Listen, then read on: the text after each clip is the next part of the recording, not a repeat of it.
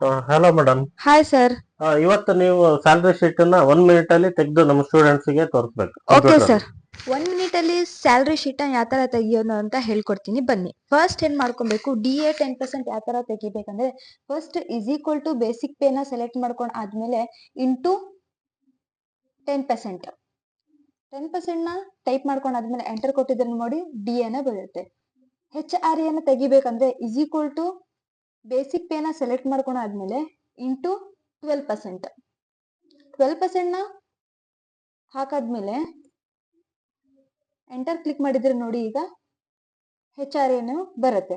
Cost ಸ್ಯಾಲ್ರಿನ ನೋಡ್ಬೇಕಂದ್ರೆ first ಏನ್ ಮಾಡ್ಕೋಬೇಕು, is equal to basic pay ನ ಸೆಲೆಕ್ಟ್ ಮಾಡ್ಕೊಬೇಕು. ಸೆಲೆಕ್ಟ್ ಮಾಡ್ಕೊಂಡ್ ಆದ್ಮೇಲೆ ಪ್ಲಸ್ DA ಸೆಲೆಕ್ಟ್ ಮಾಡ್ಕೊಬೇಕು ಪ್ಲಸ್ HRA ಸೆಲೆಕ್ಟ್ ಮಾಡ್ಕೊಬೇಕು. ಸೆಲೆಕ್ಟ್ ಮಾಡ್ಕೊಂಡಾದ್ಮೇಲೆ ಎಂಟರ್ ಕೊಟ್ಟಿದ್ರೆ ನೋಡಿ ಬರುತ್ತೆ ಕಾಸ್ಟ್ ಸ್ಯಾಲ್ರಿ. PF ತೆಗಿಬೇಕಂದ್ರೆ ಫಸ್ಟ್ ಏನ್ ಮಾಡ್ಕೊಬೇಕು, ಬೇಸಿಕ್ ಪೇ ನ ಸೆಲೆಕ್ಟ್ ಮಾಡ್ಕೊಬೇಕು. Is equal to basic pay select into 8%.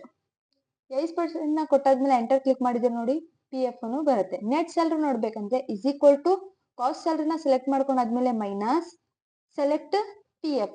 Enter ಕೊಟ್ಟಿದ್ರೆ ನೋಡಿ ಬರುತ್ತೆ. ಫಸ್ಟ್ ಏನ್ ಮಾಡ್ಕೊಬೇಕು, ಇದೆಲ್ಲದಕ್ಕೂ ತೆಗಿಬೇಕಂದ್ರೆ ಸೆಲೆಕ್ಟ್ ಮಾಡ್ಕೊಂಡು ಟ್ರ್ಯಾಗ್ ಮಾಡಿದ್ರೆ ಸಾಕು, ಆಟೋಮೆಟಿಕ್ ಆಗಿ ಎಲ್ಲದಕ್ಕೂ ಬಂದ್ಬಿಡತ್ತೆ.